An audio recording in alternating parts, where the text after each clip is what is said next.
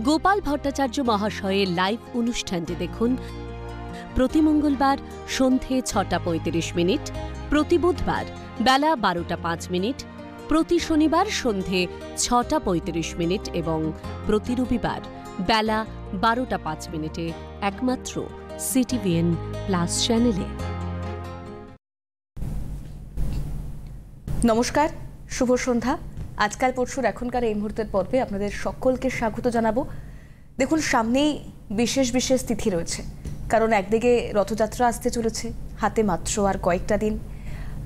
কৌশিকী অমাবস্যা রয়েছে, সব থেকে গুরুত্বপূর্ণ আলোক অমাবস্যা, এবং এই বিশেষ দিনগুলোয় বিশেষ কিছু রীতিনীতি, বিশেষ কিছু উপাচার, বিশেষ কিছু কাজ যদি আমরা আধ্যাত্মিকতার সঙ্গে করতে পারি, তাহলে আমরা ভালো থাকতে পারি, আমাদের ভবিষ্যৎটা ভালো হতে পারে, মসৃণ হতে পারে। এই সমস্ত আলোচনা আমরা প্রত্যেকটা পর্বেই করি। তবে যার কাছ থেকে এই সমস্ত বিষয়গুলো আমরা বিস্তারিত জানতে পারি, যার 34 বছরের অভিজ্ঞতায় নক্ষত্র চর্চায়, পিন পয়েন্ট প্রেডিকশন বলুন, ক্যারিয়ার কাউন্সেলিং বলুন, এবং আধ্যাত্মিকতা, উপাচার, সমস্ত কিছু, বিভিন্ন উপাচার বলুন, পূজা অর্চনা বলুন, সমস্ত কিছু নিয়ে যার অভিজ্ঞতাকে কাজে লাগিয়ে তিনি আমাদের প্রচুর সংখ্যক মানুষের কাছে এক এবং অদ্বিতীয় হয়ে উঠেছেন, শ্রী গোপাল ভট্টাচার্য।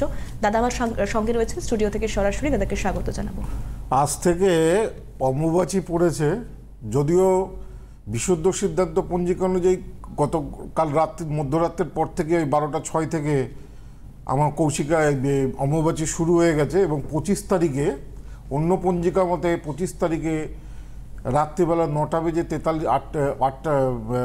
রাত্রি 9:09 কিছু পরে অম্বুবাচী ছাড়ছে, যেখানে বিশুদ্ধ সিদ্ধান্ত পঞ্জিকা অনুযায়ী ওই 12:41 নাগাদ 25 তারিখে অম্বুবাচীটা ছেড়ে যাচ্ছে। অম্বুবাচীতে এমনিতে কামাখ্যায় এখন সাধু সন্তদের ভিড়। এই অম্বুবাচীর কদিন সাধু সন্তরা পড়ে থাকে কামাখ্যা ধামে, কেন এই সময় মনে করা হয় সমস্ত দেব দেবতা দেবী সবার আবির্ভাব ওই নীল পর্বতে হয়। সেই জন্য সমস্ত সাধু সন্তরা এই সময় কামাখ্যা ধামে পড়ে থাকে, মায়ের হোম করে, মায়ের পুজো করে, মায়ের মন্ত্র। কেন অম্বুবাচীতে মনে করা হয় যে কোনো মন্ত্রের উচ্চারণ, বিশেষ করে মায়ের অর্থাৎ দেবী মন্ত্রের যে কোনো ধরনের উচ্চারণ এবং পুজো, যদিও এই সময় কোনো বিগ্রহকে ছুতে নেই, স্পর্শ করতে নেই, আর সাধন পীঠগুলোতে একমাত্র বিগ্রহগুলোকে ঢাকা থাকে না। অম্বুবাচীতে সব দেবীর মুখগুলো দেখবে ঢাকা থাকে সব জায়গায়, কিন্তু সাধন পীঠ মানে যেখানে, যেমন দক্ষিণেশ্বর, এখানে ঠাকুর রামকৃষ্ণ পরমহংসদেব সিদ্ধি লাভ করেছিল, এখানে বিগ্রহকে কখনো ঢাকতে নেই, যেখানে সাধন পীঠ রয়েছে। সেই জন্য তুমি এই সময় তারাপীঠ হচ্ছে বামাখ্যাপার সাধন পীঠ। হ্যাঁ, এটা অনেকে শক্তিপীঠ মানে 51 পীঠের এক পীঠ বলে অনেকে ভাবেন, কিন্তু এটা অ্যাকচুয়ালি সাধন পীঠ। তো সাধন পীঠ যেখানে সিদ্ধি লাভ করেছেন কোনো মহাপুরুষ, সেখানে কিন্তু দেবী বিগ্রহকে ঢাকা হয় না, সেখানে নিত্য নৈমিত্তিক পুজো করতে হয়। বিগ্রহকে কিন্তু কখনো ঢাকতে নেই, অম্বুবাচীর সময় ঢাকে না। কিন্তু অন্যান্য জায়গায়, সমস্ত জায়গায় যেখানে সাধন পীঠ নয়, যেখানে বিগ্রহ রয়েছে, কি বলে মানে আপনাদের বাড়ির যে কোনো দেবী বিগ্রহ এই সময় ঢেকে নিতে হয়, মুখটা ঢেকে দিতে হয়, সে লাল কাপড় দিয়েই হোক বা যে দিয়েই হোক। এবং এই সময় দূর থেকে পুজো করতে হয়। যে দেখো, মা তারা, মা কালী, মহাবিদ্যার পুজো কখনো থামানো যায় না। তুমি আমাদের শাস্ত্রে বলছে, আমার গুরুদেব বলে যে বাবা মা মারা গেলেও অশৌচ অবস্থাতেও তুমি যদি তন্ত্রমতে দীক্ষিত হও, তাহলে কালী তারা দশমহাবিদ্যার পুজো করতে হবে। তো সেই কারণে দশমহাবিদ্যার পুজো তো কখনো থামাতে নেই। সেই জন্য নিত্য নৈমিত্তিক যে পুজোগুলো রয়েছে কালী তারার, সেগুলো কিন্তু দূর থেকে ওই মুখ ঢাকা দেওয়া থাকবে, দূর থেকেই কিন্তু কি বলে পুজোগুলো কিন্তু হবে। পুজো কিন্তু দশমহাবিদ্যার পুজো কিন্তু থামানো যায় না। তো যাই হোক, যেটাকে নিয়ে আজকে বলবো সেটা হচ্ছে রবি গ্রহকে নিয়ে আজকে বলবো। তার আগে বলি যে কেমন যাচ্ছে আপনাদের সময়টা, আগামী 6 মাস কেমন যাবে একটা রূপরেখা দিয়ে। আজকে তো খুব ভালো দিন, আজকে আবার জগন্নাথ দেবের আজকে স্নান যাত্রা। নীলাচল নিবাসায় নিত্যায় পরমিষ্ঠিনে বলভদ্র সুভদ্রাশ্চং জগন্নাথায় তে নমঃ। তো মহাপ্রভুর আজকে স্নানযাত্রা, কিছুদিন রথযাত্রা রয়েছে। আর রথযাত্রার দিন আমি তো বলেছি সবাই কামধেনু প্রতিষ্ঠা করবেন। 7ই জুলাই রথযাত্রা, কামধেনু একটু পরে, এই যে কামধেনুটা এখন 7ই জুলাই পর্যন্ত এই কামধেনুটা প্রত্যেকটা চেম্বারে আমার উপহার হিসাবে দেওয়া হবে। কামধেনুকে বলা হয় সুরভি, ইনি এনাকে দেবতাদের মাতাও বলা হয়। কামধেনুর পৃষ্ঠে ভগবান নারায়ণ স্বয়ং অবস্থান করে, মস্তকে শিব, এক নেত্রে সূর্য, এক নেত্রে চন্দ্র, লেজে থাকে অনন্তনাগ। হ্যাঁ, সমস্ত দেহে এই দেবতারা বিরাজ করে কামধেনু। ঋষি বশিষ্ঠের কাছে ছিল এই কামধেনু। যখন তিনি যা চাইতেন কামধেনু তাকে তাই প্রদান করত। সেজন্য বাড়িতে কামধেনু রাখা, কামধেনু প্রতিষ্ঠা করা, মা লক্ষ্মীকেই প্রতিষ্ঠা করার সামিল।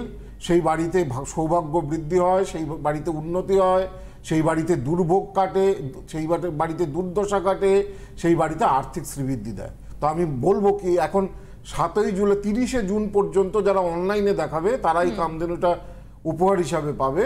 আর অফলাইন অর্থাৎ চেম্বারে 6ই জুলাই পর্যন্ত এটা যারা চেম্বারে দেখাবে 6ই জুলাই পর্যন্ত পাবে। একটা ফোন রয়েছে, নিয়ে নি। হ্যালো, কে রয়েছে? হ্যালো, হ্যাঁ নমস্কার, কে বলছেন?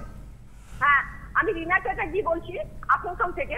আসানসোল থেকে বলছেন, বলুন। দাদার অনুষ্ঠান দেখেন, পরিচিত কেউ এসেছিল? হ্যাঁ, দাদার কাছে আমি গেছি, আমার ছেলে দাদা দিয়েছে, ডাক্তার হয়েছে।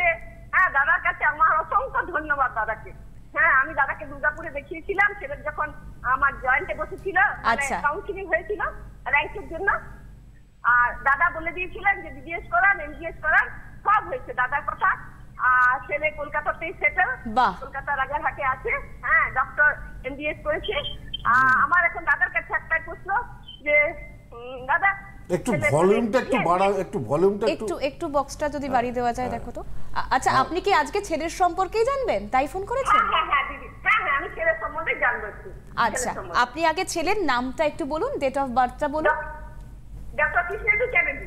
আচ্ছা, ডেট অফ বার্থ এইচএসএ এসেছিল। হ্যাঁ, ছেলে এখন ডাক্তার। এর থেকে খুশির খবর নেই, এর থেকে ভালো খবর আর নেই। একদম পুরো ক্যারিয়ার কাউন্সিলিং নিয়ে প্রত্যেকটা ধাপে ধাপে আমি আমার হাজবেন্ড সবাইকে দেখি, সবাইকে দেখিয়েছে। আচ্ছা আচ্ছা, বলুন date of birth. Date of birth বলুন ছেলে।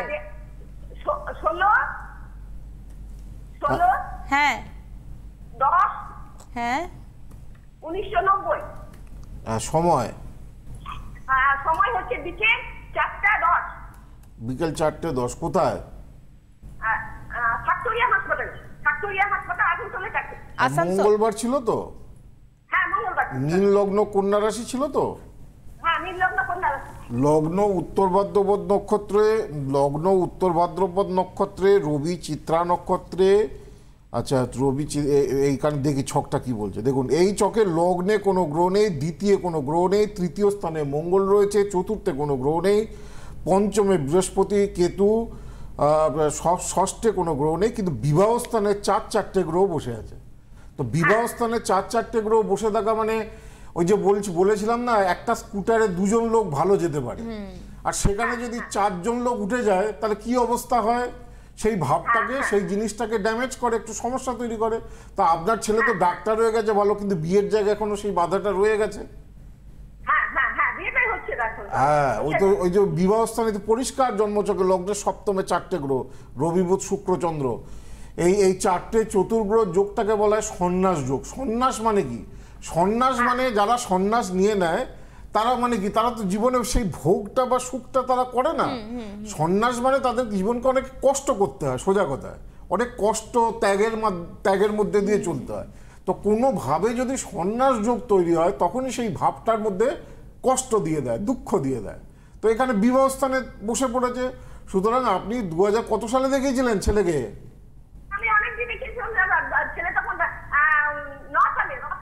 9 সালে, 15 বছর আগে দেখিয়েছিলেন।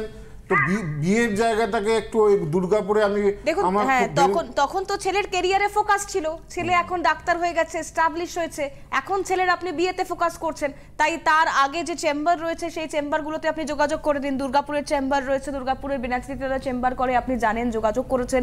তাও বলে রাখি 8584038661 সমস্ত চেম্বারের বুকিং নাম্বার। দুর্গাপুরে বেনাচিতি পুরনো চেম্বার খুব ভেরি রিসেন্টলি রয়েছে, মানে এই রথের আগে চেম্বারটা খুব ভেরি রিসেন্টলি দুর্গাপুরে আমার চেম্বার রয়েছে। আসানসোল, পুরুলিয়া, বাঁকুড়া ওই দিককার মানুষরা, তারপরে হচ্ছে ওইদিকে ধানবাদ, দুর্গাপুরেই সবাই আসে।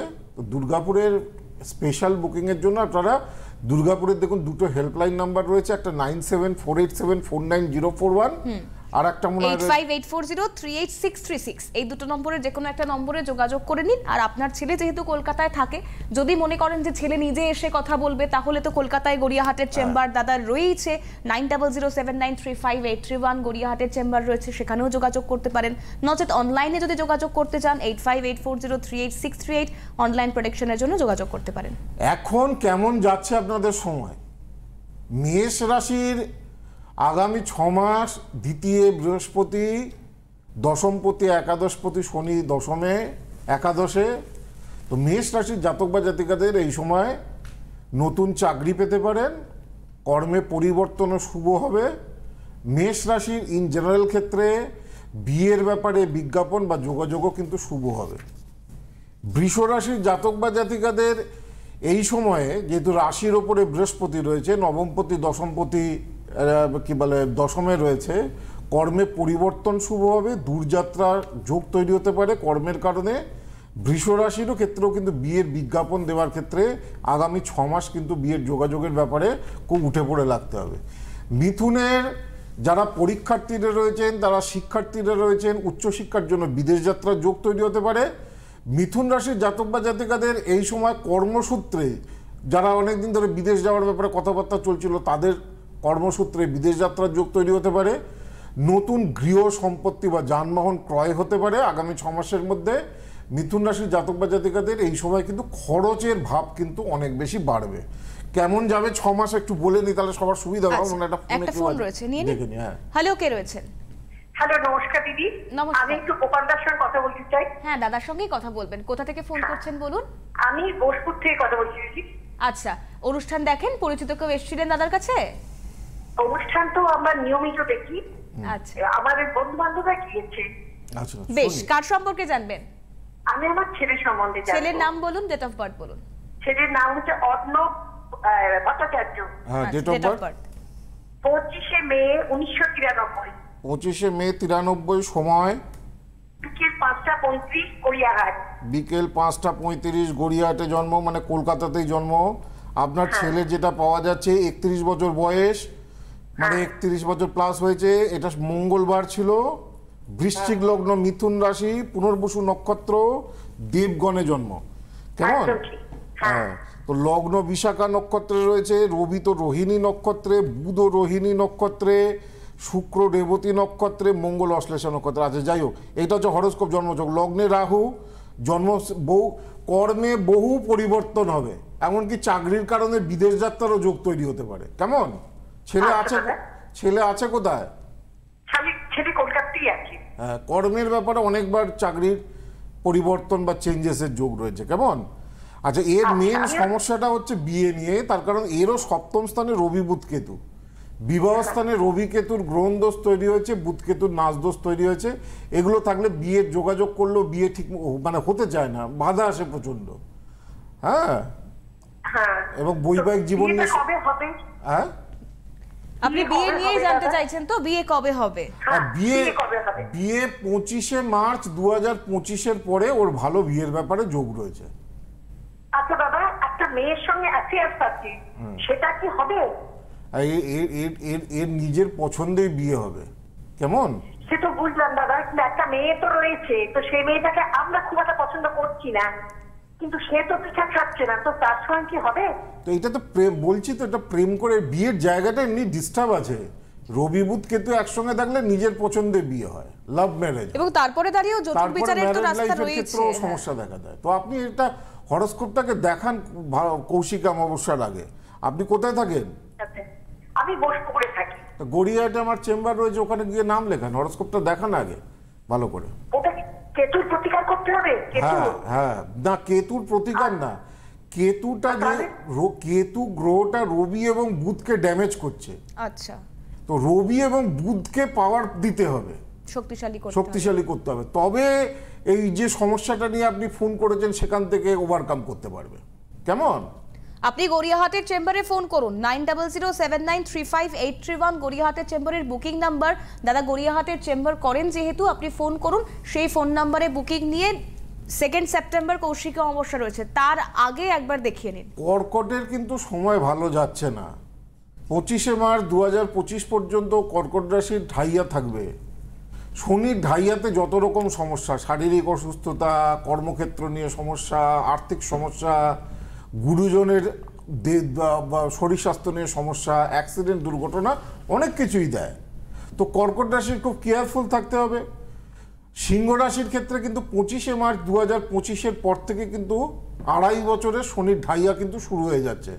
সুতরাং আমি সবসময় বলি ঢাইয়া শুরু হওয়ার অন্তত 6 মাস আগে ঢাইয়াকে দেখাতে হয় যে শনির ঢাইয়া কোন কোন দিক থেকে আপনাকে ড্যামেজ করে। কেন শুনুন, যে যাই বলুক, শনি হচ্ছে নিষ্ঠাবান গ্রহ। তো শনি যেটা দেবার, সেটা শনি হচ্ছে কঠোর গ্রহ, সোজা কথায়। সে কিছু না কিছু ড্যামেজ করে যাবেই আপনার লাইফে। সাধারণ মানুষ হিসাবে আমরা তো খুব সাধু নই যে সব ব্যাপারে খুব সত্য কথা বলছি, খুব সত্য পথে চলছি, খুব সত্যনিষ্ঠভাবে চলছি, কোনো লোভ নেই, কোনো মোহ নেই। সাধারণ মানুষের উপরে শনির অশুভ প্রভাব পড়বেই। কেন, আপনার জ্ঞানত অজ্ঞানত অনেক কিছু পাপ কাজ করি। শনি সেই পাপ কাজের ফল দেয় এই ঢাইয়া এবং সাড়ে সাতিতে। সেই কারণে শনির ঢাইয়া এবং সাড়ে সাতিতে প্রত্যেক মানুষকে কিছু না কিছু ভুগতে হয়, কিছু না কিছু সমস্যা ফেস করতে হয়। খুব কম মানুষ থাকে যাদের শনি খুব পাওয়ারফুল, জন্মছকে শনি খুব এক্সল্টেড, তাদের হয়তো শনি ঢাইয়া সাড়ে সাতিতে কোনো ক্ষতি হয় না, বাট বিপদ হয় না। কিন্তু ম্যাক্সিমাম মানুষের ক্ষেত্রে শনির ঢাইয়া এবং সাড়ে সাতি বিপদ করায়, ক্ষতি করায়। ঢাইয়াতে এবং সাড়ে সাতি কী করায়? অ্যাক্সিডেন্ট দেয়, বাবা মার মধ্যে কোনো কারোর মৃত্যু দেয়, অর্থাৎ গুরুজনের ডেথ দেয়, পারিবারিক সমস্যা দেয়, সাংসারিক সমস্যা দেয়, আর্থিক সমস্যা দেয়, শরীর ভোগায়, এতগুলো সমস্যা দেয় শনির সাড়ে সাতি এবং শনির ঢাইয়া। ভালো চাকরি করতে করতে হঠাৎ করে চাকরি চলে গেল, কোন কিসে হয়? শনির ঢাইয়া শনির সাড়ে সাতিতে হয়। বড় ধরনের অ্যাক্সিডেন্ট বা দুর্ঘটনা বিপত্তি কোথায় হয়? শনির সাড়ে সাতিতে বা ঢাইয়াতে হয়। সেই কারণে সিংহ রাশি শনির ঢাইয়া 25শে মার্চ 2025-এর পর থেকে শুরু হচ্ছে। এখন থেকে কিন্তু ভালো সাবধানে থাকতে হবে। কন্যা রাশির ক্ষেত্রে বিয়ের ব্যাপারে এই সময় ভালো যোগাযোগ বা বিজ্ঞাপন দিতে হবে। কন্যা রাশির কর্মক্ষেত্র উন্নতির যোগ রয়েছে, আয় বৃদ্ধির। এখন যারা ব্যবসায়ীরা রয়েছেন তারা নতুন ধরনের কোনো ব্যবসায় ইনভেস্টমেন্ট করলে তারা লাভবান হবেন। তুলা রাশির জাতক বা জাতিকাদের এই সময় মেনলি মনের উপরে প্রভাব বেশি পড়বে আগামী 6 মাস। দেখবেন মন সবসময় একটু বিক্ষিপ্ত হবে, মনে হবে কিছু একটা ভালো লাগছে না, সবসময় যেন একটা ডিসব্যালেন্স মতো মনে হবে, মানসিক শান্তির ভীষণ অভাব এই সময় বোধ করবেন তুলা রাশির জাতক বা জাতিকাদের। বৃশ্চিক রাশির এখন শনির ঢাইয়া এমনি চলছে, তো সুতরাং 25শে মার্চ পর্যন্ত বৃশ্চিক রাশির জাতক বা জাতিকাদেরও খুব কেয়ারফুল থাকতে হবে। শনির ঢাইয়াটা ভালো নয়, নতুন কাজ শুরু করার ক্ষেত্রে, নতুন কোনো ইনভেস্টমেন্টের ক্ষেত্রে খুব সতর্ক করতে হবে। বিয়ের ব্যাপারে যা কিছু যোগাযোগ বা বিজ্ঞাপন মার্চ 2025-এর পরে দেওয়াই ভালো হবে। ধনুরাশির জাতক বা জাতিকাদের বিদেশ যাত্রা, নতুন কোনো কর্মোন্নতি, নতুন কোনো কর্মের যোগাযোগ তৈরি হবে। মকর রাশির তো সাড়ে সাতির এখন লাস্ট ফেজ চলছে। মকর রাশির জাতক বা জাতিকাদের 25শে মার্চ 2025 পর্যন্ত শনির সাড়ে সাতি থাকবে, 25শে মার্চ 2025 পর্যন্ত। তারপরে মকর রাশির জাতক বা জাতিকাদের সাড়ে সাতি শেষ হয়ে যাচ্ছে, ভালো টাইম বা গুড টাইম আরম্ভ হচ্ছে মকর রাশির। কুম্ভ রাশির এখন পূর্ণ ফেজ সাড়ে সাতি চলছে, একদম রাশির ওপর দিয়ে শনি পাস করছে। আগামী 4 বছর কুম্ভ রাশির প্রবল সাড়ে সাতি রয়েছে। সুতরাং কুম্ভ রাশির ভীষণ কেয়ারফুল থাকতে হবে। কুম্ভ রাশির এই সময় অনেক কিছু সময় ছাড়া, মাঝখানে 2-4 মাস ছাড়া দেখা যাবে মাঝে মাঝে বিভিন্ন রকম বিপত্তি বা বিভিন্ন রকম সমস্যা কিন্তু তৈরি হচ্ছে। কুম্ভ রাশিরও এই সময় সাড়ে সাতির প্রতিকার করা উচিত। আর মেষ রাশির সাড়ে সাতি কিন্তু মনে রাখতে হবে শুরু হচ্ছে 25শে মার্চ 2025 থেকে। মেষ রাশি নভেম্বর পর্যন্ত তো ঠিক আছে, কিন্তু তারপরে মেষ রাশির জাতক বা জাতিকাদেরও কেয়ারফুল হতে হবে, শনির সাড়ে সাতির ভালো প্রতিকার করতে হবে। কারণ মেষ রাশি সাড়ে সাতি 7.5 বছর, 7.5 বছরের যে শনির সাড়ে সাতি সেটা 25শে মার্চ 2025 থেকে শুরু হয়ে যাচ্ছে। আর মীন রাশির এখন সাড়ে সাতির ফার্স্ট ফেজ চলছে, আরও 5 বছরের মতো, 5-5.5 বছরের মতো মীন রাশির সাড়ে সাতি চলবে। সুতরাং মীন রাশির জাতক বা জাতিকাদেরও কেয়ারফুল থাকতে হবে। তো এগুলো হচ্ছে ওভারঅল রাশি।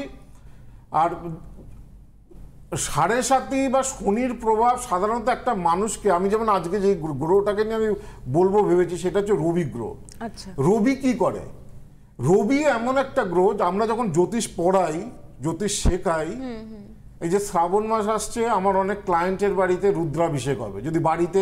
যদি সম্ভব হয় শ্রাবণ মাসে একটা সোমবার, যদি প্রবল শনির প্রভাব থাকে, শনির সাড়ে সাতি চলে, শনির দশা চলে, শনির ঢাইয়া চলে, বাড়িতে রুদ্রাভিষেক পড়াবেন। আমার 11 জন ছাত্র চলে যাবে আপনার বাড়িতে। যেমন চণ্ডী পাঠ হয় তেমন রুদ্রপাঠ হয়। ওই যতক্ষণ রুদ্রপাঠ হয় ততক্ষণ ভগবান শিবকে দুধ আর সিদ্ধি এবং গঙ্গা জল দিয়ে অভিষেক করতে হয়, ওই 9টা অধ্যায় রয়েছে, হ্যাঁ, যেমন চণ্ডীপাঠের বিভিন্ন অধ্যায় রয়েছে। তো রুদ্রাভিষেক যারা করাতে চান তারা আমাদের সঙ্গে যোগাযোগ করতে পারেন। আমার ভালো টিম রয়েছে, সেই আপনার বাড়িতে গিয়ে রুদ্রাভিষেক করাবে। এখন থেকে বুক করতে হবে, নাহলে 4টে সোমবার তো রুদ্রাভিষেক হয়, 4টে সোমবার নাহলে বুক হয়ে যাবে।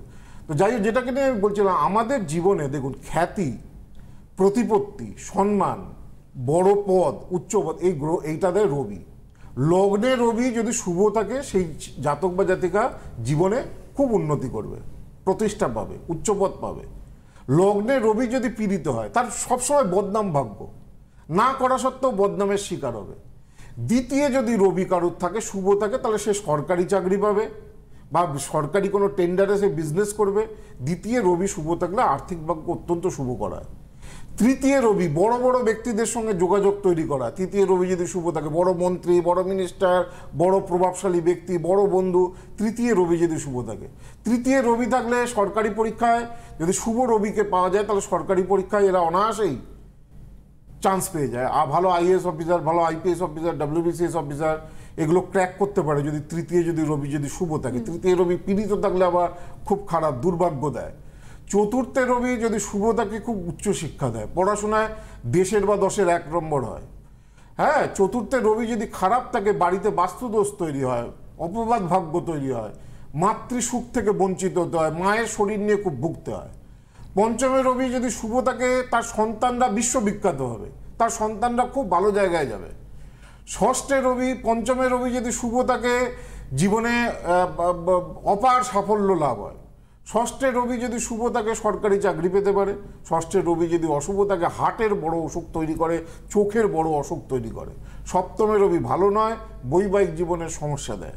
বৈবাহিক জীবনে ভীষণ ইগোয়েস্টিক লড়াই চলতে থাকে, বিয়ের ক্ষেত্রে বাধা আসে সপ্তমে রবি থাকলে। এই একটু আগেই একটা ছেলে সপ্তমে রবি, দেখো বাবা মা চাইছে এই মেয়েটার সঙ্গে বিয়ে না হোক, ছেলে ওইদিকে, এই ধরনের সমস্যাগুলো সপ্তমে রবি থাকলে হয়।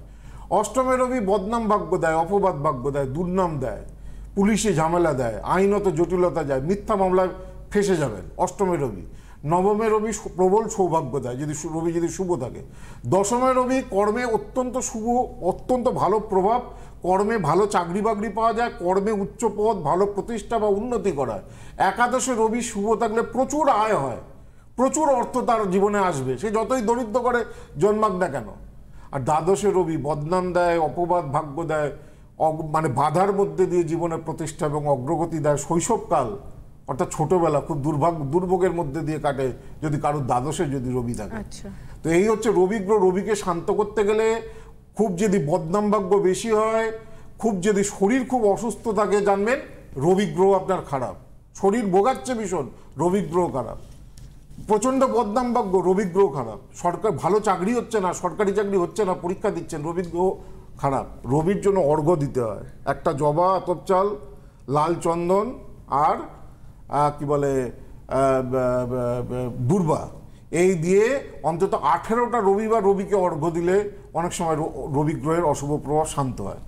আর আমি বলেছিলাম যে কামধেনু 7ই জুলাই পর্যন্ত দেয়া হচ্ছে। এই কামধেনুটা বাড়িতে প্রতিষ্ঠা করবেন রথের দিন, একটা পেতলের থালার মধ্যে হলুদ কাপড় রেখে তার মধ্যে চাল রাখবেন, এই কামধেনুটা পূর্ব দিকে মুখ করে রাখবেন। হ্যাঁ, রেখে এটাকে আমি নেক্সট দিনকে আমি বলে দেবো যে কামধেনুর যে গায়ত্রী মন্ত্র আছে সেটা 10 বার এটাকে পাঠ করতে হবে, পঞ্চামৃত দিয়ে এটাকে আগে ভিজিয়ে মানে স্নান করিয়ে নিতে হবে। কালকে আমি কামধেনু প্রতিষ্ঠার নিয়মটা ভালো করে বলে দেবো। আগামীকাল বেলা 12টা 5-এর পর্বে আপনাদের নজর থাকুক। আজকের পর্ব যেহেতু এখানেই শেষ করতে হচ্ছে, আমি দাদাকে অনেক ধন্যবাদ জানাবো। আপনারাও ভীষণ ভালো থাকুন, সুস্থ থাকুন, নমস্কার। গোপাল ভট্টাচার্য মহাশয়ের লাইভ অনুষ্ঠানটি দেখুন প্রতি মঙ্গলবার সন্ধে 6:35, প্রতি বুধবার বেলা 12:05, প্রতি শনিবার সন্ধে 6:35 এবং প্রতি রবিবার বেলা 12:05 একমাত্র CTVN+ চ্যানেলে।